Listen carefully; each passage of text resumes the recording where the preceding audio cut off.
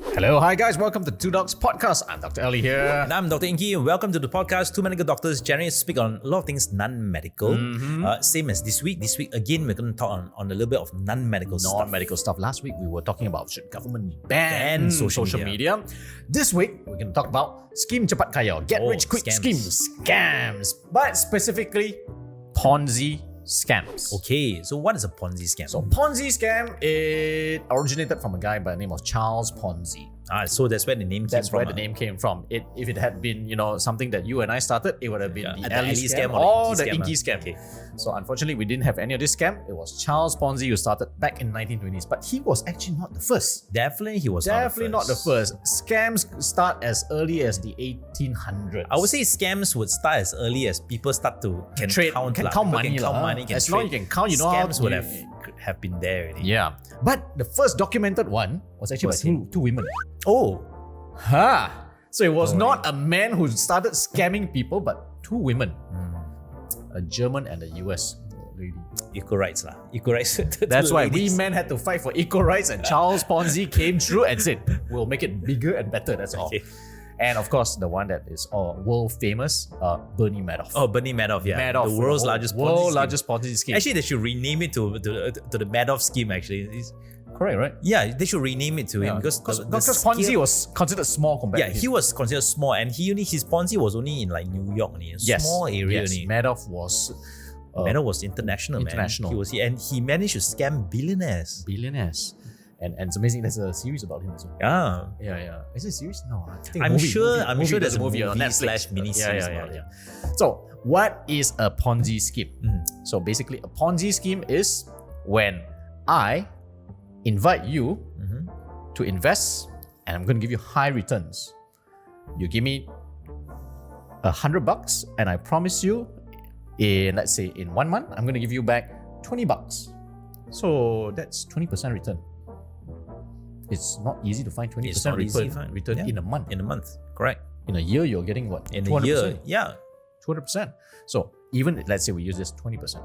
So I took Inky's 100 ringgit in April. By May, I need to give him $20. Correct.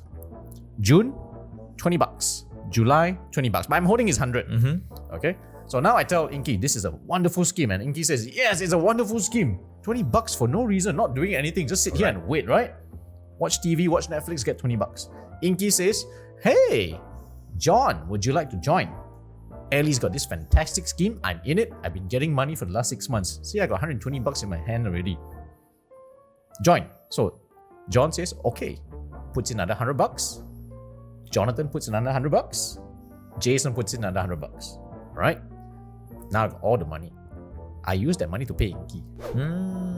Because I don't want to pay Ingky out of my own pocket. Okay. Because the first $100 was from his own. I took his 100, I give him back 20. So basically, I got 5 months to pay you back slowly. Yes, correct. So after 3 months, you're so happy, you call another three fellas, and now I got $300 plus his $400, and I only give you back $20. 20. And it just keeps building and building and building and building and building. And one fine day, when I got so many members, I just run away lah. So you just take all the money and just disappear? Yeah. And that's a Ponzi scheme.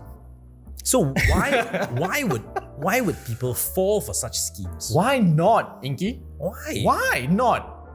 I mean, if it's been around for ages, right? 100 years. Okay. So the word Ponzi scheme has been used for over 100 years. Yes, it is over 100 years. 1920, now it's 2023. Yeah. It's 103 years. It's about 100 or 1920. Yeah. 103 years. Yeah, 103 years. Yeah. It's a 1 century old scheme. So imagine it's a 1 century old scheme. Why would people still fall for it? Why? Because of the lure of easy money. Who doesn't want easy money? So it's greed. It's greed. Greed is right. Greed works. Anyway, it's pure greed, and you want something that you feel you beat the system.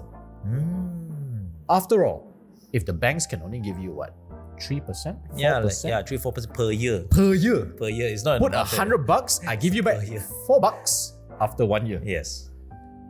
And Ingky invests in me and says $100 in, $20 a month. Why wouldn't? And then, the person who sells it will always spin a very good story. This banks, they need to pay all these people. They don't know investment. We are in rapid growth and we want to give it back to you because you deserve a good life. All right. So I generally would assume that people with very low financial literacy would fall for such scams. Yet, most people who fall for it are people who are quite Educated. literate, Yeah. professionals. Yes. And when you see people who lose money, the big losers Are genuine professionals. are generally professionals. Yeah, I've read in papers that teachers, doctors, lawyers, accountants. You would think Right. accountants Yeah. will be smarter, right? No, but for them, it's, hey, I can make 20%. Yeah, exactly. Why make 4%? Yeah, exactly. Yeah, so the accounting doesn't add up. The logic just went out the window. Do you have any friends who actually fell for Ponzi? So far, thank God, no. I have one friend. Now that you mention it, I have one friend that fell for a Ponzi scheme. All right. So, a little bit of story. Right. It was not that many years ago. I think it was fresh off the recession of 2008. So that at the time, a lot of people were still fearful about investing. 2008 was during the one of the economic crisis. Yeah, one of the crash, economic right? crisis. All right. So coming out of 2008, roughly about 2012 at the time, people were still a little bit of investing because the stock market was still not, it hasn't recovered yet. Property prices were still very, very low. So one of the major investment assets, a lot of people say, hey, invest in gold. Because gold is stable. Stable. No, you see, when recession comes, gold go up. It's more correct. So invest in gold. So I had this friend. They came in and said, hey, Ingky, I managed to find this scheme. They said they're going to pay me 5% every month. 5% every month. Okay, 5%, it doesn't sound like a lot. Yeah. But if you look at it in long term, in 1 year, 5% times 12 is actually like a 60%. Actually, it's more because it's compounded. Yeah, it's Because compounded. they tell you don't take it out. Yes, exactly. So you say, oh, you put the money in, you don't touch for 2 years, you get to triple the amount of money that you Correct. actually put in. Correct. And then I asked him, are you sure they actually sell you the gold? You know, what if you're just paying for paper? He said, oh, no, they will sell you the gold because they actually show you the gold. Then I asked, do you get to take the gold home? No, the gold sits with them. That's it. Well, it sounds a bit fishy because the same gold can be rotated around many people and say, this is your gold. Yeah. And lo and behold, that particular scheme collapsed. It was a very famous Geneva gold scheme. Oh, yes. I was just about to come to names and you name Yes. It was a very famous Geneva gold scheme. Yes. And then when he told me about this about the scheme, he even told me, hey, do you know that one of the ceremony, even the previous Prime Minister of Malaysia attended, right? Dr. Mahathir actually attended one of the gala dinners. So it must be legit. I was like, well, that gives a little bit of legitimacy, but still seems not very safe. fishy. Yeah. Seems super fishy. Yeah. But lo and behold, it did collapse. Right? Yeah. It was a Ponzi scheme Correct, after all. correct. And think about Ponzi scheme is especially the ones whereby they've collected so much money to attract more people. They actually do this kind of events. I even heard of one whereby they got Siti Nurhaliza to perform for their gala dinner. Really? Yeah. And you know she doesn't come cheap. Yeah, she doesn't come She cheap. doesn't come cheap. Yeah, she's one of the top performers artists in Malaysia. until today. Yes. Until today, yes. So she will still hold her value, and people will actually use this as something that shows legitimacy, Yes. that the company is making so much money that they can spend on her and still give you a dividend. Yeah, a good return. Good returns. Now, one of the few things that usually happens, or how to spot a Ponzi scheme. Let's go to that before we go on to the various ones in Malaysia, and we have so many. Amazingly, I think today we just want to give a general flavor, so in case if you're exposed to it, get yourself red flag. So number one is abnormally high return. So what is market average and what is abnormally high? Well, market average just look at fixed deposit, Yeah. right? So roughly that 3 to 5%. 3 to 5%, which basically just negates out your inflation rate.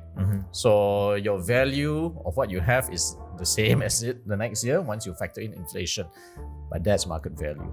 But let's take another hedging source. So let's say property. So property, people like to tell you, oh, you can get returns of 7 to 9%. Yep, roughly about that. Roughly about that. And that's very conservative. Even if you take unit trust, Yep. same thing. 6 to maybe 9%-ish. They don't dare to tell you more than that. The rest of it is called good luck years. Yes. But 6 to 9-ish, I think that's per annum. Yes. On a, yeah. So I think if any kind of investment that goes by that conservative figure, you can, it's plausible. Yes. It's usually highly, I would say, Achievable. It's highly achievable, and I would say, if I was to run a scam, I will not promise you market average. Correct. Because it's just It's not attractive. It's not attractive. Why It's would not you want to attractive. put your money with me if unit trust can give you the that same percentage? returns, If EPF can give you 6%, why Yes. would you want to put with me at 7%? All right. So means that roughly in Malaysia, roughly that 6 to 9% is market average returns Per annum. on a per annum Correct. basis. So anything above that, do be careful. Even if it's 6 to 7% per month, Yes. it's already way out already. Right. But most of the time, they will promise anywhere between, I think, 12 to 20% per month. On a monthly On basis. a monthly basis, which that's is really high. really high. And it's just that is the number one thing. Number two is, of course, they don't tell you what really happens. Well, a lot of times, from what I noticed about all these scams, right, is they like to put a product in front of it. They say, oh, well, you're investing in either gold or rubber or durians or land, or even there was a point in time it was crypto. Yep. And they would throw you all this bombastic stuff like, hey, we arbitrage. We use a lot of technical terms. Like, oh, we arbitrage. We do all this collateral. You know, this is how we trade. We buy from here, we sell from here, which confuses you. Correct. So that Because even if you Google it, you don't understand. you don't really understand. You don't understand. And sometimes the more technical words they use, they should be legit because they use very, very highly technical words. So that's red flag number 2. Using all these very bombastic words and unsure kind of investment scheme. I would say the next red flag for me is when someone who is ultra young, right, sells to you. Oh, okay. Okay, ultra young. And when I say ultra young, it's like they speak with so much confidence, right? But actually, it just doesn't make sense, right? How would you know all these things? And it's just not one. They can bring friends or their colleagues just as ultra young. They would show like as if they have years and years of experience when they don't even look like they have any years of experience doing anything else. But they're usually quite attractive looking. Yes, usually they will bang on their looks. They dress very well. Right? Speak well they to you. speak very well. And a lot of cars, they drive nice fancy cars. Correct. And time limited. Yes, correct. Do it today. Yeah. If you log in today, Yeah, we'll- you get it. we'll throw in a certain bonus correct. for you. Yeah, is that a discount or a bonus? And if you do it tomorrow, it's too late. You just might miss on this good deal. Correct. So these are a couple of red flags that I want to say throw into the wind of Ponzi scheme. Now, why I say is because your money is damn hard to earn. Hard-earned money. And there are many better ways to invest in it. And some of our podcast talks about how you want to increase your value to increase the amount of money you want to earn. Correct. But to trust yourself into a Ponzi scheme, you have to know what is a Ponzi scheme. Correct. So another one I want to add is, if let's say you already invested in a particular scheme, right, which promise you high returns, and if you suspect whether it's a Ponzi scheme or not, what you should do is you should try and withdraw your money As fast as and much. totality. Yes, and you realize one thing. If it's a straightforward investment scheme, they will tell you, okay, we will give you your money back. Yep. Right, whatever you've made until the point, maybe there's a little bit of penalty, but we'll give you your money back. However, if it's a Ponzi scheme, they will Always have some complication. Yes, there's always a Delay. complication, delay. You say, hey, you know what? Yeah, the next round that you can withdraw is like only in 30 days time or something like that. Because now it's locked in, it's trying to grow your money, whatever. Yes, correct. Or some others will just say the system has locked down. Yes, that is right. That is totally right. So I think this is what Bernie Madoff did. So one of the Bernie Madoff schemes was, now people had invested billions in him, all right, in this particular scheme. And a lot of times people want to there are some investors that want to withdraw For retirement. for retirement. You know, so I want to withdraw, I want to use the money. And then he goes like, you know what? You should just keep it here because it's really making you so much. Do not withdraw. Instead, you should put in more. Yeah. Right? Then actually people end up putting Putting more more. after that. Yeah. People borrow money. Yeah, people borrow money actually putting more. or they mortgage their house Yes. just to put in more. And you have to be very careful. But I would say Madoff is probably one of the most brilliant ones because he took real-time charts of Yes, investment of stock market Yes. and show you this, show you that. In fact, most people when they see charts high, low, and how this will grow, you get convinced. Yes. You get convinced. Yeah. But the bulk of his people who did the investment were actually non-financial people. Yes, majority were non-financial, majority were trust funds. That means they inherited the money, right? So they do not know what to do with the money, and then they gave it to Bernie Madoff. And the fact that Bernie Madoff actually came from a financial background, he was actually an investment banker, Yep. right? So because of that, he had a 20-year track record. Yeah, he had a long time track record. Hence, people believed him. So I'm sure in the beginning he meant well. Yeah. But then after he realized, hey, you know There's what? an easier way to make money. Yes, easier way to make There's money. an easier way to Correct. spin the money, Correct. and you wouldn't know better. Yes, you that wouldn't is know right. better. That is right. Now, let's touch about some Malaysian things as far as we can go. All right. So once upon a time, there was this scheme that talks about taxi.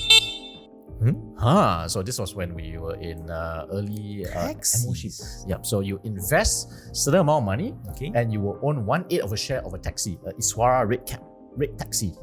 Okay, interesting. Yeah, and because of this, you are financing a taxi, you are financing someone to make money, and they will give you back in terms of their daily rental, which will come back into your account. But the end result is still the same. They will give you a 13% return Oh. every month, and over 1 year, you make back your money. So the business idea is sound. Sound. Because it's 1/8 of a taxi and then you make back what the taxi generates and you make 1/8. Correct. But however, the red flag is the high returns. The high return. So they are smart. So they target people of middle income by saying 1/8 of a taxi is 5,000 ringgit. So 1/8 times 5, 40,000. Okay, well, huh? It makes sense to It buy makes a sense, Iswara, fit it with the gas system, and you give that taxi to a guy who wants to run the taxi for you, and he needs to pay a rent for the taxi.